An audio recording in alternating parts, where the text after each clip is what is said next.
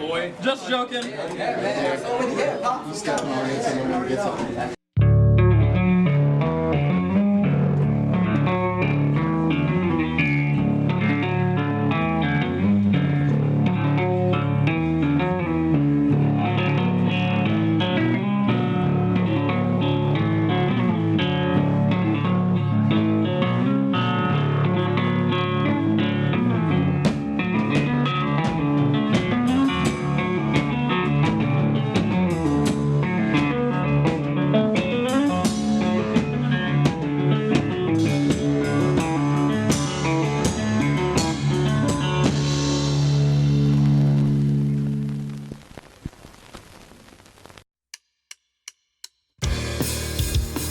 So this is the studio.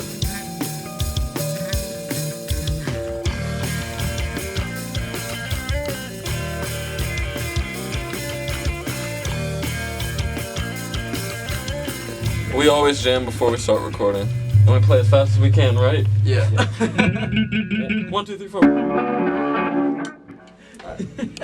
Alright, you guys ready? Yeah, let's do it. This is my pedal board, and I have a Boss compressor pedal, which helps with tapping. It helps keep it even and level. We got a Kaffir Lime overdrive pedal, but I don't really put too much overdrive on it. Then we got a tape machine delay pedal. Got a tiny spring reverb pedal. We got a more overdrive pedal, which is kind of ridiculous. Sometimes it's just too much. And I got a Voodoo octave pedal, which is like my fuzz pedal. Then we got a Fender reverb pedal. It's one of their new ones, and it's real cool. It has some cool stuff on it. Then I got a silencer pedal, so that way if I accidentally like pull out a plug or something, it doesn't go. And then I have a sonic maximizer pedal, which is kind of like, it brings out the high end a little bit. Yeah, and then I use a Y cable and go to 2 different amps. One to kind of keep it more warm tone and the other one more of a bright tone. And I always do lay on the floor next to my pedals. Well. I use FL Studio. Right now I have FL Studio. I got a pair of Cali monitors and a PreSonus mixer. We do everything analog. We also do bass direct record, but also gotta record the bass because otherwise you're cheating.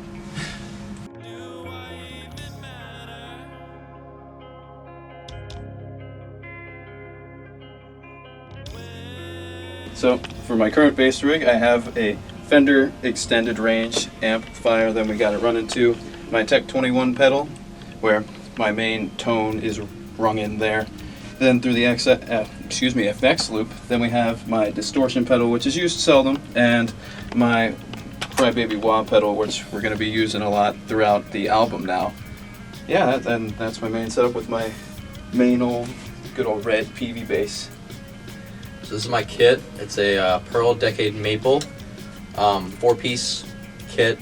Comes with a 14 by 6.5 inch snare, a 12 by 10 rack tom, 16 by 16 floor tom, and a 22 by 16 kick drum. Up here I got Meinl Custom Classics dark cymbals. Got the whole set. Got a Trash Shine over here. Got my little cup holder. Got me a tambourine. Made all this shit look real nice. On the hi-hat, I use a CAD CO2 small diaphragm condenser mic. On the snare, I use a good old SM57. On both the toms, I use a CAD Q72, which I really like as tom mics. Both the overheads are PV RAC1 ribbon mics. And then on the kick, I use just a CAD Q71 kick mic, and then a sub kick, which is basically a speaker that's wired up to be a microphone.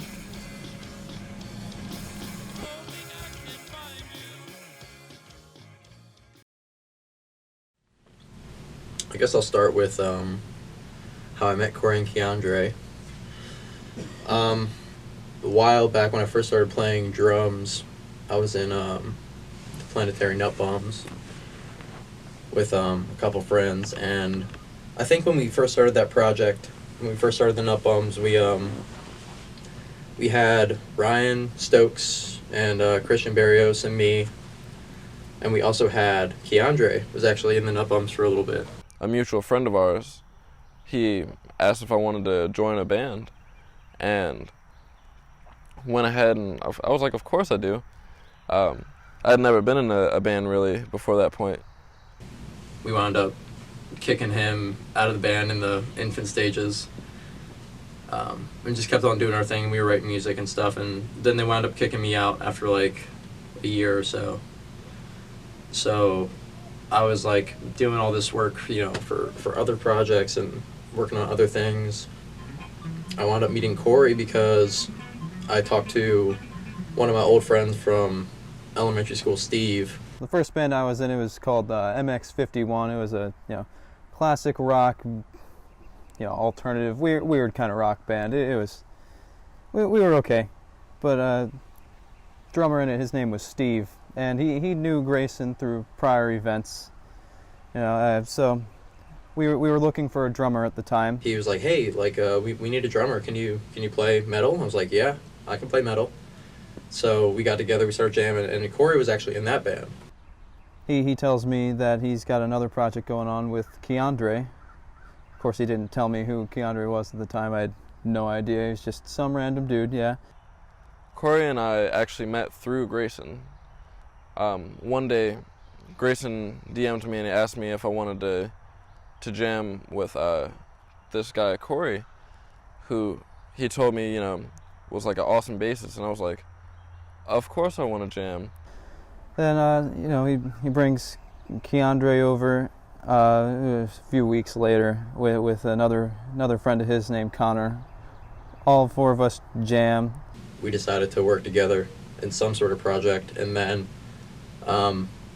Keandre, he texted me and he was like, we should make a project together. I said, yeah, let's do it.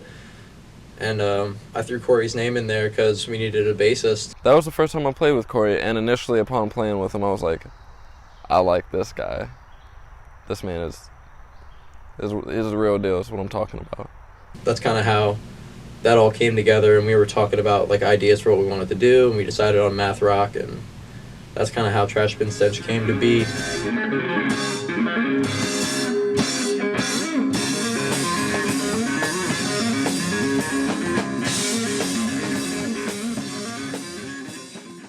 I have been playing the drums for 5 years now, almost.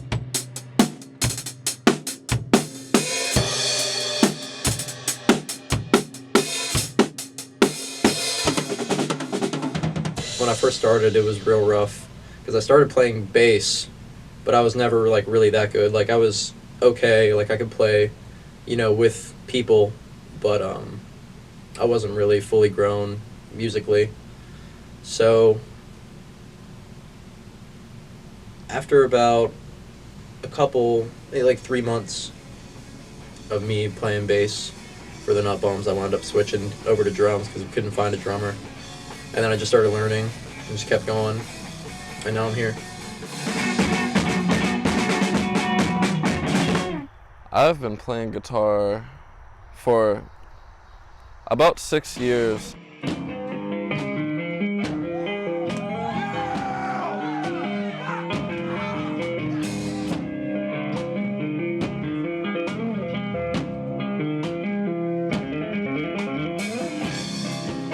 But I got my first guitar when I was 6, and I didn't really play it very much because, I had a few family members that played music, and they kind of tried to force me to play the stuff that they wanted to play, and I really wasn't down for it, so I stopped.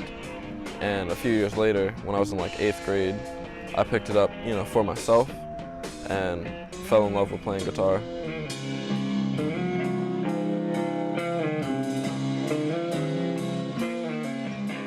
I've been playing bass for about 5 years now.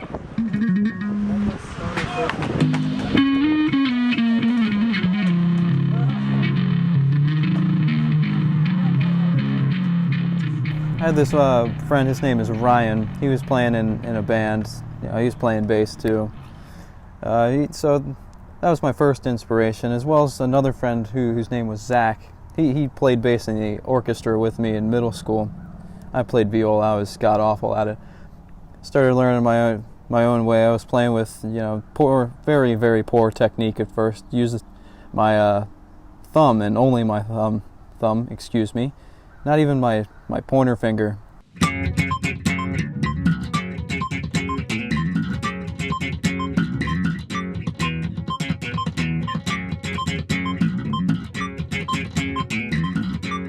Funny story, when I was playing baseball, I broke my hand, diving back into first base. They had my fingers, in this cast. It was like this. They called me the claw. When I was, tried to still play bass while I was like that, so I stuck the pick, the plectrum, in between my fingers right here, and imagine a cast around everything, and just jamming away. It was pretty bad. Then started learning some Led Zeppelin, which my dad told me. He's like, these guys were ahead of their time. You should start learning that. Well, I figured out that John Paul Jones is a hell of a bassist.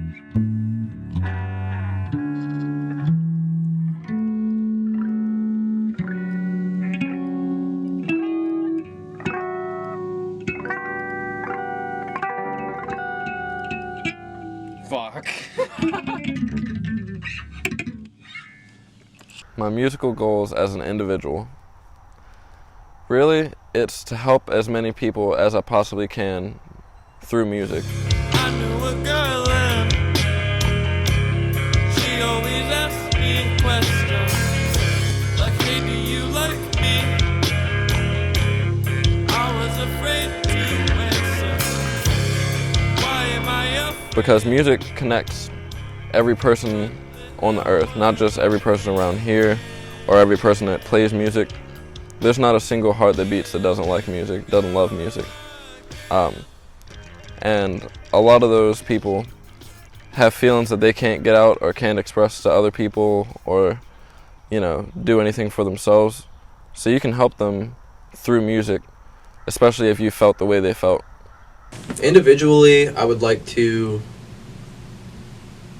Obviously, I want to keep playing in Trash Bin Stench.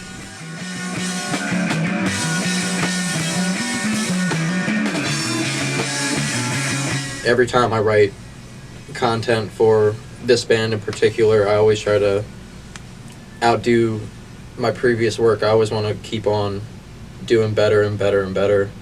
Try to get as much of a palette as I can. I think in the future, drum-wise and musically-wise, I would really like to get into producing. Not only for, rock music, but for hip-hop. I'm really into hip-hop. Love to get into making some beats for that. Also want to work with different rap artists and see if I can do live drums in some of their tracks, because that sounds like a lot of fun. I would like to play other instruments as well, not just drums. I guess endgame-wise, for me, playing the drums, I really want to have a solid collection of art that I've worked on. Like, I want to be able to go onto Spotify or Apple Music and see, like, oh, I play drums on this, I play drums on this, blah, blah, blah, blah, blah, blah, blah. And just kind of, like, put my work out there with as many different people as I can. I feel like that would be really, really, really cool for not only me, but other people that I interact with in the future to be like, oh, like, you've done all this? Like, that would be really cool. And I really want to tour and do studio work professionally. Like, if I were to be hired by some sort of, record company to do work on solo artist records or any other sort of project that somebody would need a drummer on, like, I really want people to be able to come up to me and be like, hey, like, can you do this work? I'd be like, yeah, I can do that. That's where I want to be musically as a career, and to be able to tour the world with different artists and this band.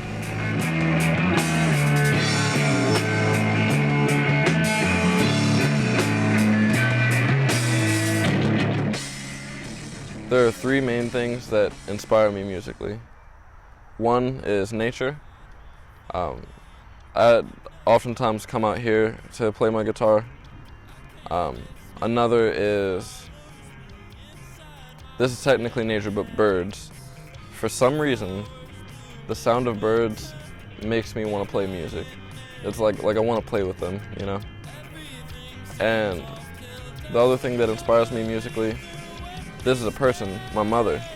She's been a singer for my whole life, and she has a really great voice, but I take a lot of my musical inspiration from her, and I kind of grew up seeing her in the studio and hearing her sing, and so that's how I really learned music.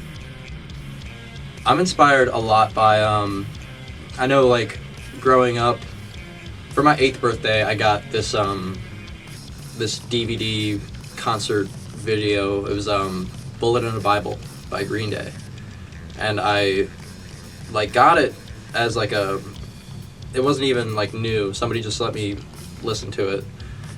And, I, like, fell in love with that live concert, and I like listened to it on repeat over and over again, and like from that day I was like, man, like I want to do this forever, like I want to do this for the rest of my life. So that kind of was what started everything. But I'm also into, like, as I got older, I got into a lot more like heavier stuff and emo stuff. Like I went from Green Day to Blink-182 to, you know, Skillet to, I don't know, what other middle school bands can you think of? You know, and then as I got older, I got more into hip hop and more into country, a lot more. And now I'm kind of like, I appreciate music from all genres. Like if you go through my music selection on Spotify, you'll see I got every single genre you could think of, some sort of artist and some sort of song. I think today, what inspires me the most, drum-wise, is definitely hip-hop music.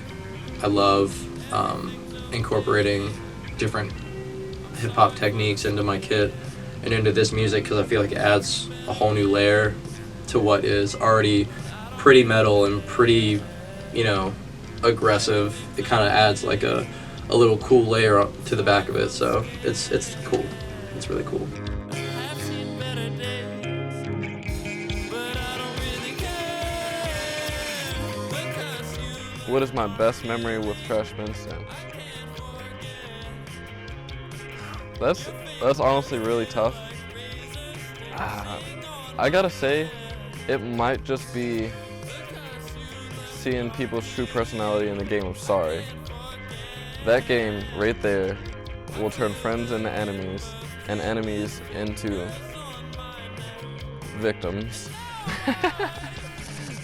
But no, seriously, like, we always get together and we'll play Sorry, and nothing feels better and also worse than just seeing someone be like, you're almost home, and then they just smack your piece off the board.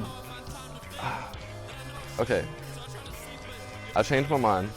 My best memory with the band, by far, we were playing Uno, and we got, not joking, it had to be like 8 draw 2 cards in a row.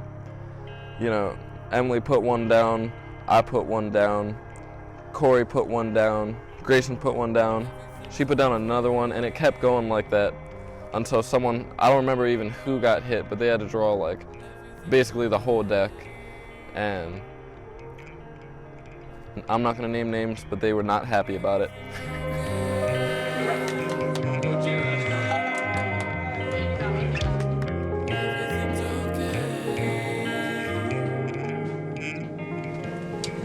I think the best memory I have with Trash Bin Stench is playing Old Stone Warehouse with them. Old Stone Warehouse is like this big historic stone warehouse in Fredericksburg, Virginia. And we played there, I think, last November, and it was super cold, and we were all late getting there. It was raining. We pulled all of our stuff out. We were like kind of bummed out because we were all wet and cold, and we had to play this show. And then as the show kept going on and there was more and more people showing up and all these other bands were hyping it up, and Trash Bin Stench finally went to go on, and by that time, like, the crowd was so live and everybody was vibing out so well. I'm gonna play a bass fiddle, 3 notes here, and when I play it, they're all gonna come in. Everybody jump in. All right.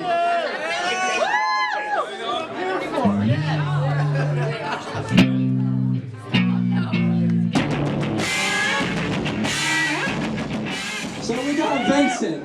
Let me hear something for David. Let me hear something for David right now. David. You okay, David? All right. What about Vincent? Here, Vincent. You get a free shirt, brother. Congratulations.